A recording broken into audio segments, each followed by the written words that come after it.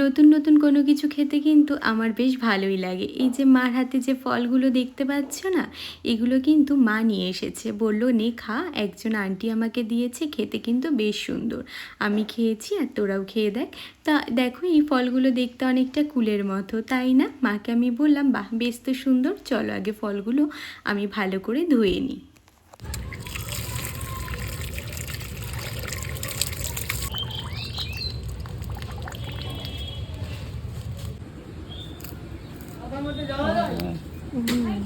এই যেটা যেটা খেতে হবে?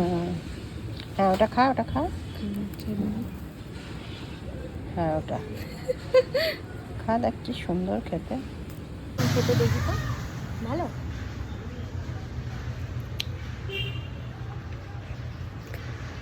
টক টক, বেশ টক টক খেতে, কুলের মতো।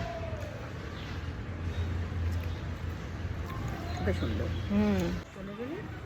ভালো খেতে বেশ, টক টক, হালকা মিষ্টি মিষ্টি, খেতে খুব সুন্দর। ভালো।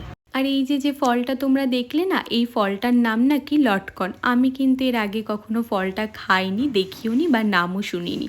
আর তোমরা যদি কেউ খেয়ে থাকো ফলটা, তোমাদের কেমন লেগেছে অবশ্যই কিন্তু আমাকে জানিও। আমার কিন্তু বেশ ভালো লেগেছে। আর এদিকে দেখো আমাদের কিন্তু চলে এসেছে মাসের বাজার। তো মাকে বললাম, চলো আগে আমরা সমস্তটা মিলিয়ে দেখি যে ঠিকঠাক দিয়েছে কি না। তো দেখলাম হ্যাঁ, সমস্ত কিছুই ঠিকঠাক আছে।